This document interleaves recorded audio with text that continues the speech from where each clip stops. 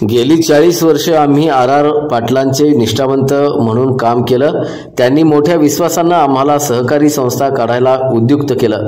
मात्र त्यांच्या पश्चात त्यांच्या वारसदारांनी निष्ठावंतांना वाऱ्यावर सोडून पै पाहुण्यांना मोठे करण्याचा प्रयत्न केला। सावळदची वायनरी आपल्या सातारा जिल्ह्यातील व्याह्यांना चालवायला देऊन ती खाजगी करण्याचा प्रयत्न चालवलाय, असा घणाघाती आरोप तासगाव तालुक्याचे राष्ट्रवादी काँग्रेसचे ज्येष्ठ नेते किशोर उनवणे यांनी आज पत्रकार परिषदेत केला आहे। 1983 सालापासून स्वर्गीय आर आबांचा कार्यकर्ता आहे। 1986 साली मी सावळद ग्रामपंचायतीचा सदस्य होतो। 1987 सालापासून 1985 सालाला आर आबांना तिकीट डावललं, त्यावेळेपासून आमच्या पूर्व भागानं आर आबांच्या रूपी पूर्व भागात आमदार झाला पाहिजे म्हणून स्वप्न बघितलं होतं। त्यावेळेपासून ते आज तागायत मी आर आबांच्या सोबतच काम केलं। आर आबांचं दुःखद निधन झाल्यानंतर आदरणीय वहिनी आपल्या आमदार सुमनताई वहिनी यांच्याही बरोबर 10 वर्ष आम्ही काम केलं। पण काही आबांच्या निधनानंतर आबांच्या रक्ताच्या वारसदारांच्याकडून आबांच्या विचाराच्या वारसदारांच्यावर अन्याय झाल्याची भावना सततची आमच्या सर्व कार्यकर्त्यांची होऊ लागली। आबांच्या निधनानंतर आमच्यावर जुन्या ज्येष्ठावंत आबांचे जे कार्यकर्ते आम्ही सगळे होतो, त्याच्यावर काही आमदारांच्या नातेवाईकांनी म्हणा किंवा जवळच्या कार्यकर्त्यांनी जुने निष्ठावंत कार्यकर्ते डावलण्याचा प्रयत्न या तालुक्यामध्ये चालू झाला। त्यामुळे विकास कामांच्यावर पण परिणाम होऊ लागला आणि नवीन आर आबांनी नेहमी बेरजेचं राजकारण केलं, पण आर आबांनी बेरजेचं राजकारण करत असताना नवीन लोकांना संधी तर दिलीच, पण जुन्या लोकांची साथ कधी सोडली नाही, जुन्या लोकांचा आदर कधी कमी करून दिला नाही। पण अलीकडच्या काळामध्ये ह्या 5-10 वर्षामध्ये नेमकं आर आबांच्या कुटुंबातून आमदारकीचं जे बॅकडोर म्हणून किंवा मागून जे आमदारकीचे चालवण्याचा प्रयत्न केला, त्या लोकांनी आमच्या जुन्या कार्यकर्त्यावर अन्याय केला। विशेषतः सावळद पूर्व भागाला आर आबांच्या रूपानं पाण्यासाठी आर आबांनी खूप सातत्यानं लढा दिला। आर आबांचं प्रयत्न होतं तासगाव तालुक्यातील पूर्व भागाला पाणी देण्याचं, त्यांनी सतत काम पण केलं। पण त्यानंतर आर आबांच्या निधनानंतर कुठलेही पाण्याच्या कामाला गती मिळाली नाही। विशेषतः सावळद पूर्व भागातले 8-9 गावांचा समावेश कुठल्याच योजनेत झालेली नाही। शेवटपर्यंत राजकारण केलं गेलं आणि पाण्यापासून आमचा भाग वंचित राहिला। बऱ्याच वेळेला दोन्ही गटाकडून, मी असं म्हणत नाही की एका गटाकडून, पण दोन्ही गटाकडून पाण्यासाठी नेहमी आम्हाला प्रबोधन दाखवण्यात आली।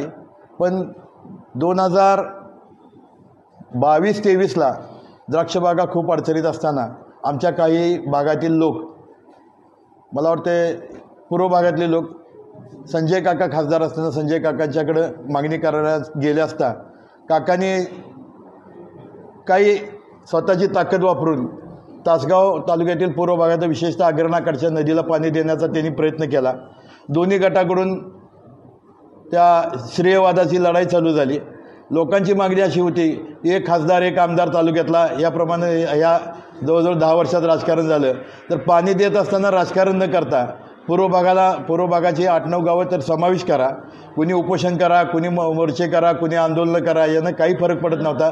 पण लोकांना अग्रणा बारमाही करायचं जे आर आबांचं स्वप्न होतं ते पूर्ण झालंच नाही। पण नंतर पाण्याचा प्रश्न वाढत गेला। ह्या 2022-23ला जर आम्हाला पाणी दिलं नसतं तर पूर्व भागातल्या द्राक्षबागा ज्या आज दिसत आहेत त्या काढाव्या लागल्या असत्या। दुसरी गोष्ट, रस्त्यांच्या अडचणी आहेत। ज्या पूर्व भागामध्ये जे मोठे हायवे झाले ते तर नितीन गडकरी साहेबांच्या माध्यमातून, विशेषतः वरती भारतीय जनता पार्टीचं सरकार आहे त्यांच्या माध्यमातून झाले। पण आमदार निधीतून काही कामं व्हायला पाहिजे। काही रस्ते आहेत जे सिद्धेवाडीपासून जाणारे तलावाकडे जाणारा रस्ता असेल, सिद्धेवाडीतून जुना वायपर रस्ता असेल, सावळजमधून वायपडे नवीन वाइंडिंग करायचा प्रयत्न आबांनी केला होता, ते आबांच्या निधनानंतर कधीही झाले नाही। रस्त्यांचे प्रॉब्लेम चालू झाले। वैयक्तिक ग्रामपंचायतीची प्रत्येक गावामध्ये निवडणुका लागल्या गेल्या। दोन्ही आर आबांचे गट आर आबा हयात असताना आम्ही लढत होतो। आमच्या गावातले गट आपापसात लढत होते आणि निवडून आलेली आराराबांचे आणि पडलेलेही आराराबांचे, अशा पद्धतीचं राजकारण गेली 25-30 वर्ष आराराबांनी केलं होतं. पण या 2016 नंतर ज्या इलेक्शन झाल्या त्यामध्ये दोन्ही गट आराराबाचे लढले असतानासुद्धा काही लोक हाताशी धरून जुन्या लोकांचे स्वतः म्हणजे आराराबांच्या कुटुंबातूनच जुन्या गटाच्या आराराबांचेच पॅनल पाडली गेली आणि त्यातली माणसं फोडून घेऊन नवीन माणसं तयार करून जुन्या माणसांच्या अंगावर घालण्याचा प्रयत्न केला. नवीन माणसं घेण्याबद्दल आमचा म्हणजे कुठेही त्यामध्ये दुमत नाही आहे. नवीन राजकारणात बेरीज ही झालीच पाहिजे, परंतु जुन्या नव्याची सांगड घालायला कुठंतरी हे राष्ट्रवादी काँग्रेस शरद पवार गट कमी पडला अशी आमची सगळ्यांची भावना झाली. आम्हाला अजितदादा पवारसाहेबांच्याकडं संजय काकांच्या माध्यमातून आम्ही प्रयत्न केला की बाबा पाण्याच्या योजना वगैरे ह्या इलेक्शनमध्ये तुम्ही जर आम्हाला आश्वासनं देणार असाल तर आम्ही याचा विचार करू. माननीय अजितदादा उपमुख्यमंत्री यांच्याबरोबर आमच्या 2-3 बैठका झाल्या. त्यांनाही आम्ही सांगितलं की आम्ही स्वर्गीय आराराबांचे निष्ठावंत कार्यकर्ते 25-30 वर्षामध्ये आम्ही कधीही कुठलीही गद्दारी किंवा पार्टीचं नुकसान होईल असं कधीही काम केलेलं नाही. पण आमचा भागाचा विकास विशेषतः द्राक्ष बागांचं झालेलं नुकसान यासाठी तुम्ही काय करणार त्यावर ठोस आश्वासन तुम्ही देणार असाल तर आम्ही लोकांची नाराजी आहे त्यामध्ये सगळ्या लोकांची चर्चा करून आम्ही विचार करू. त्यावेळेला आम्हाला अजितदादांनी आम्हाला शब्द दिला की आराराबांच्या निधनानंतर जी विकास कामाची पोकळी निर्माण झालेली आहे आम्ही ते संजय काकाच्या आणि आमच्या माध्यमातून विकास कामासाठी आम्ही तुम्हाला सर्वतोपरी मदत करू हे त्यांनी आम्हाला आश्वासन दिलं. ते आम्ही लोकांच्याबरोबर मांडलं, लोकांच्याबरोबर चर्चा केली.